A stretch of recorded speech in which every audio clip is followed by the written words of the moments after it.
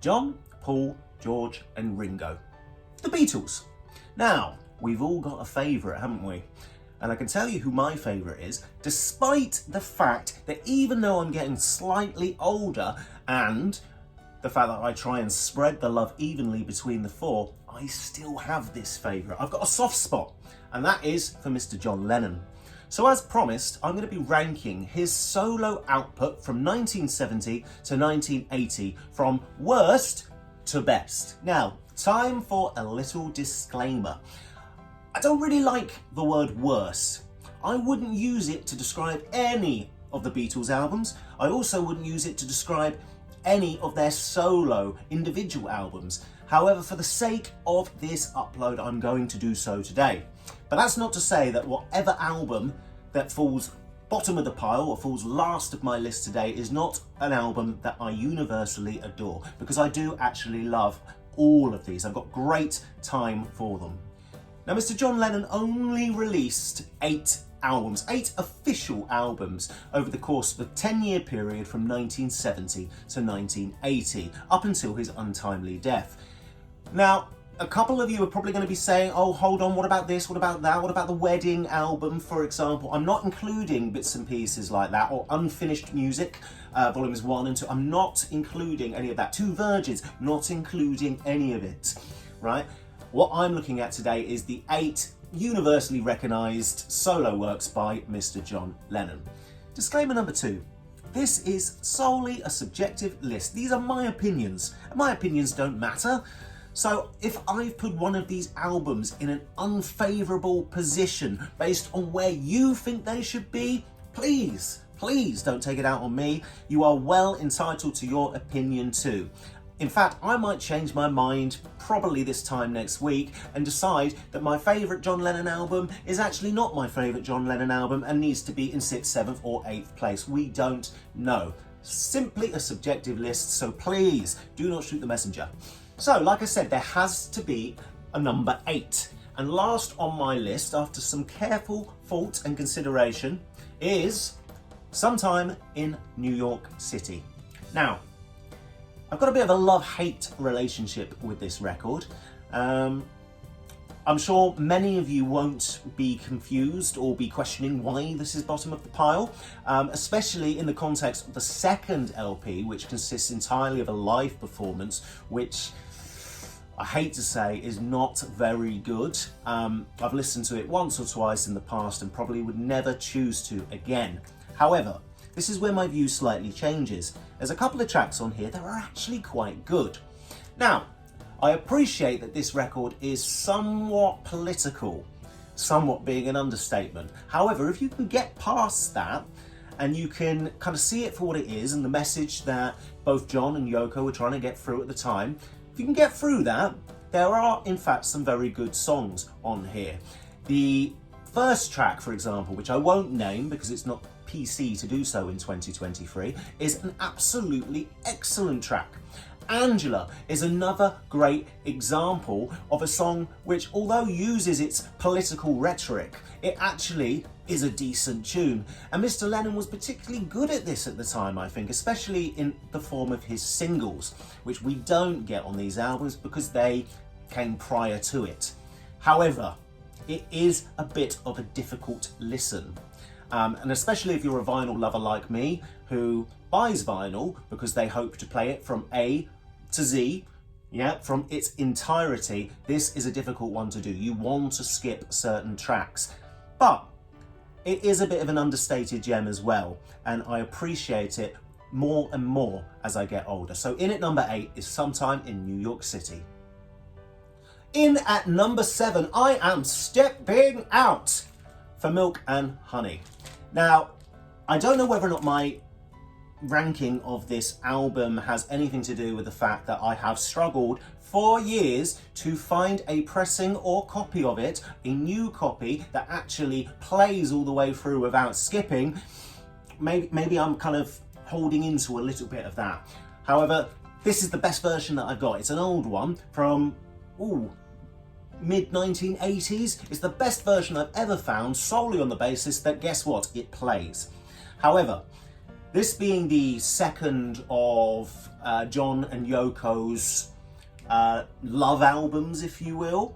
The albums that they consider discussed kind of relational or relationship issues. This being the second, this is, in my mind, the weakest, and there's a good reason for that. That being that John wasn't actually around to finish it himself. It wasn't actually released for a couple of years after his death. A number of the songs have been tidied up. You've got one of my favourite Lennon tracks, a massively underrated Lennon track, Grow Old With Me on here, which again is unfinished. Part of the charm, I think, with that track on this particular occasion, and slightly better than the George Martin version that came a lot later. And again, this love play idea between John and Yoko, he does a track, she does a track, works very well on the previous album, the album that preceded this, but not so good here. And that's because I think you're just missing a number of bangers, if you will, right? I'm Stepping Out, I absolutely love. I think that's a cracking track, but again, I think if you listen to it, you can tell that it's not fully produced. Correct me if I'm wrong, but it just feels a little underwhelming, as though it was a kind of jam take, and there's nothing wrong with that. I love that, but you kind of listen to this record thinking, ooh, you know, we kind of know why this isn't as polished as perhaps it could have been. You know, Nobody Told Me, again, that's another track that's particularly good, particularly strong. You'd often find it on one of his best of CDs, but in theory, I think it's let down massively by the Yoko Ono tracks. I can't, off the top of my head, without looking, I'm not going to turn around again, name any of her individual tracks. And that's not to say that I don't like her. That's, you know, as I've got older, I've come to appreciate what the idea was behind these albums. You know, he was giving a voice to her music, and I'm not going to slag her off. I would just prefer it if this and Double Fantasy, in an ideal world, would be just kind of squished together, make it one album, John Lennon's tracks only. However, that is beside the point. That is not the point of these records. They are supposed to be a love play, a play on words between two people who are in a relationship or a loving relationship. And that's what they set out to do. And in some respects, that does work. However, this to me is the weakest one. I often find it very difficult to listen to kind of her additions on the album, and the additions we do get from John, many of which aren't finished, which is, you know, slightly unfair to criticise him for, because that was not his fault. But again, it's the weakest of the two albums. So in at number 7, Milk and Honey. In at number 6, we've got John Lennon, Rock and Roll. In many ways, I kind of wanted to put this higher up because I really enjoy it. Now, if you're like me and you know a little bit about this album, this record was solely made on the basis that John had a contractual issue in terms of copyright. It was claimed that he did really. He kind of stole some lyrics from another song which were used in Come Together. So in order to kind of prevent him getting in any further trouble, he agreed to make an album of covers in order to kind of mitigate against that. And that's what we've got here. We would not have had this record, I don't think, had it not been for the certain circumstances that he found himself in. However, they're all very, very good. It's a really enjoyable listen. Every track flows one to the other, maybe with the exception of Stand By Me. I think it does stick out a little bit like a sore thumb, but it's a really good record, a really good listen, and it kind of gives you a different vibe to, you know, everything we've had before from John himself. You know, we've got a lot of kind of old school tracks in there, Bebop Lula, etc. And it takes you back to kind of a period in time that he himself would have lived through and been influenced by, and you can kind of see that in kind of the work he's done kind of before and after this. However, one thing I will say about trying to get a decent pressing of this, and I hate to sound like I'm moaning because, well, I am really, I'm moaning a little bit, but I actually got a copy of this which had 2 for some reason, it had You Can't Catch Me twice on it, and missed out another song. I can't remember what song it missed off the album. It was a problem with a lot of the pressings. I ended up again having to purchase kind of an older pressing to go inside this as well, just because it had the right track listing. Personally, I think Mr. Lennon deserves far better than this. You don't see these kind of problems with the German pressings, for example, that we might get with the Beatles themselves, so surely he deserves better as well for his solo output. But anyway, that's a kind of conversation for another time. In at number 6, John Lennon, Rock and Roll. In at number 5, Double Fantasy. Now, I do like this. I do like this better than Milk and Honey. I know I did kind of bang on a little bit on that bit, but the reason why this is a little bit lower down than perhaps you might have placed it is, for me, again, I just don't really get on with this whole you do a track, no, you do a track, no, you do a track, oh, wait, no, you do a track. Again, I get it. It's part of the love play idea. However, despite that, the tracks on here from the man himself are truly, in my opinion, spectacular. Yeah, a little bit of their time, so to speak. It's got a bit of an early 80s feel to it, some of the tracks. Just Like Starting Over is absolutely wonderful. Got to remind myself what's on here. Beautiful Boy, Watching the Wheels. These are all classics, and often you'll find all of those tracks on a best of compilation. Even the Yoko tracks on this aren't that bad. Some of them I actually listen to and go, okay, all right, yeah, it was a bit of a tune. Bit of one, smidgen. So in a way I can kind of go, okay, I get it. Everything feels a lot more polished, sophisticated, well produced on this occasion for obvious reasons. And actually, yeah, it's quite a good listen. If you can get past kind of Yoko Ono's output, then great, you're in for a treat. And actually, in some respects, I feel like I'm doing her a disservice, because the majority on this record anyway, not so much Milk and Honey, but they do work and they accompany Lennon's tracks quite well. So if you can kind of get past any mixed feelings you might have, which you're entitled to, then please do give this a listen. However, you might be better off with both this and Milk and Honey buying a CD. Now, I don't normally kind of, try and upsell CDs or whatever, because I'm a vinyl lover through and through. However, for these particular albums, you may want the CDs because you can just go straight from Lennon track to Lennon track. However, number 5, this is Double Fantasy. Ooh, I can feel it getting a little bit edgy now. I know I'm about to do something that is going to upset some people, so I apologise straight away for that. I don't really feel any guilt because I'm going to choose these based on what I like, but I know this particular one's going to gripe. Are you ready?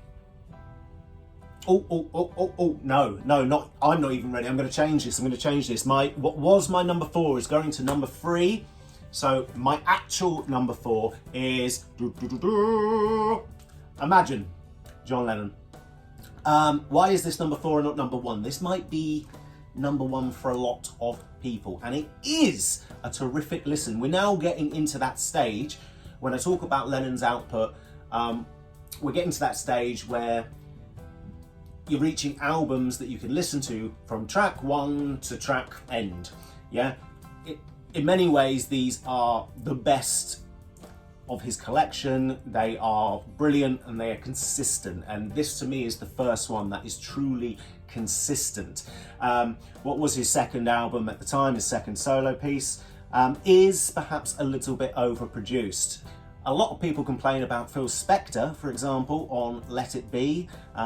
He mucked about with a few tracks on that, and maybe there's an argument that his wall of sound distorted the issue a little bit much. But whether you believe that or not, that is certainly the case on this. The title track, Imagine, is a work of art, although a little bit overplayed, of course, but it's a work of art, brilliant song. What's it called? Why can't I remember it? Crippled Inside. I absolutely love that. That's an underrated gem. How Do You Sleep? How? Every track on here, bar maybe I Don't Want to Be a Soldier Mama. I'm not too fond of that particular track. I can kind of see where he was going with it, but not for me. Every other track though is extremely repeatable. You could listen to it again and again and again. The only reason why this falls at number 4 for me is that it just feels a little bit overproduced. It feels a little bit safe, a little bit too commercial, especially when you contrast it to what came before it. It seems to me he's taken a safe route here on the basis of, maybe the reaction about the previous record, which I'll come on to in a minute. But yeah, in at number 3, John Lennon, Imagine. Wonderful album.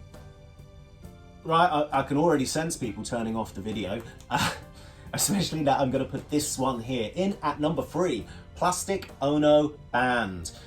Now, this could very well be my number 1 choice because it is absolutely brilliant.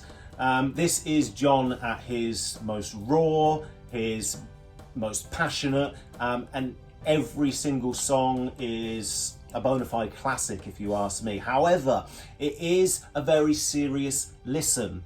This was created at a time when John was being told to express himself through his music, to write about his pain, his tortured soul, if you will, his experience with his mum and all the losses that he'd had prior to that point. This is what that album is. It's therapy. It is therapy, and this was a form of therapy for him and Yoko at the time. This is John's version. There is a variation for her if you're interested in that. Me, not so much, but if you are, then please go and check that out. But this is, in my mind, one of the albums that still stands up the best.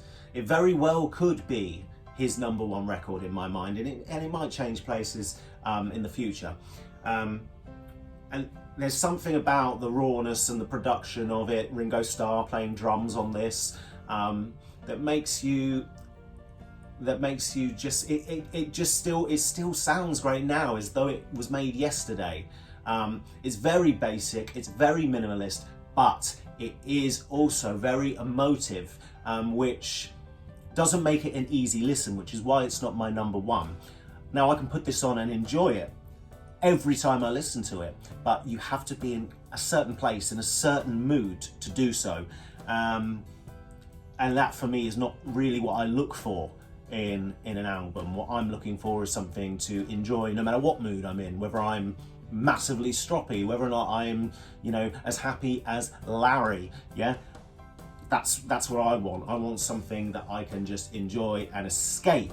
However, if you want to really think about the deep meanings when it comes to life, this is the album for you. And I do think it stands up extremely well in 2023. So, at number 3, we have, please don't get upset, Plastic Ono Band, number 3. Yeah!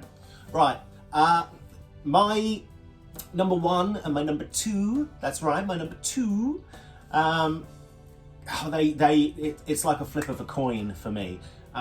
This is my favourite solo Lennon period, these 2 records, and they so happen to kind of follow one another. So either one could be at number 1. It feels, oh God, it's upsetting to say because I absolutely adore these records, and I'm sure there's going to be some of you out there that agree with me. So, please press that like button if you do, okay? Walls and Bridges, number 2. If you haven't worked it out already, we know what number 1 is, but we'll get to that. Number 2, John Lennon, Walls and Bridges. Now, this was made at a time during John's lost weekend, his lost weekend, which, so happened to be about 18 months in length. But he created this, and this very much sounds like the work of someone who is passionately involved in all aspects of the production, which he was. He produced this himself. He produced the next album that I'm about to talk about. It's got a wonderful cover as well. I know that's not really, you know, related, but it's got a wonderful cover where you can flip these bits and pieces out and it looks great. But this is just a great record. Obviously, you've got Whatever Gets You Through the Night on there, with Elton John, which was, you know, #1 in the US, you know, his first kind of US #1, if you will, since the Beatles. But there's so much more to this. In fact, that song in many ways kind of sticks out a little bit like a sore thumb. It just doesn't quite go with everything else, just my opinion. But Going Down on Love, what a brilliant track. Scared, that's a brilliant track. Oh, Steel and Glass, and one of my personal favourites, #9, Dream. I mean, that is literally, you listen to that and it is a dream. He's completely got the idea of a dream through song. I'm waffling on now, but that is exactly what he does, and it is just absolutely perfect. Even the little track at the end, I can't remember what it's called. Ya Ya. Ya Ya. It's quite fun. It's quite sweet. And oh, I knew there was one more I had to mention. Nobody Loves You When You're Down and Out. What a terrific song that is. But yeah, this whole album is brilliant. It's stripped back a little bit, in terms of it's not quite as overproduced as some of the earlier ones, but oh my god, it is absolutely phenomenal. And this could have been my #1. It's only because the next album I go back to more than any other, which is why it is in second place, and that is Walls and Bridges. Yeah! In at #1 we have John Lennon's Mind Games. Now, I can sense the dissent. I can sense that people are a little bit upset here, that it's not Plastic Ono Band, it's not Imagine. I'm sorry, it's not Double Fantasy. No, it's Mind Games. This, to me, is the greatest record that he did, and he literally made this entirely himself, pretty much. So don't completely take my word on that. I haven't read about it in quite some time, but he did pretty much produce this entire thing, and this has some absolutely wonderful songs. My very favourite solo John Lennon track, I know. Just completely underrated. Out the Blue is a terrific song. The title track, Mind Games, what a vibe and feeling that gives you. Oh, Tight As. That's a nice rocker. To cut a long story short, this is a album I think you can listen to from front to back over and over and over again. It's just got a really nice feeling to it. Again, a bit like Walls and Bridges, it's stripped back to a certain extent. It's almost quite simplistic in its composition, and that just works. There aren't many songs, for example, that have a middle 8. There seems to be a period of Lennon avoiding middle 8s. I don't know why, but it works. It works for the majority of tracks. So there she is. Look at her, she's taking a nap. So this is at #1 for me, hands down, John Lennon's Mind Games. Okay, so that's it. That was my ranking video of John Lennon's solo albums. Now, again, last disclaimer, I know you're probably not going to agree with me, and that you want to probably say something in the comments, you want to dash me, you want to bring on some abuse. Comments, unfortunately, are disabled because that did happen in the past, or, you know, if it didn't happen, then someone was trying to send me a link to some sordid porn, and I'm just not down with that. I'm not going down on that, love, right? So apologies that for the time being we can't get involved in any kind of Beatle related discussion, because I know there are many good people out there who would enjoy just as much as me talking about these records and ranking them themselves, and I would be very interested to hear your point of view. So that might be something that I change in the future, but kind of until then, you know, if you could give this video a like, subscribe to the channel, because there are plenty more reviews on the way.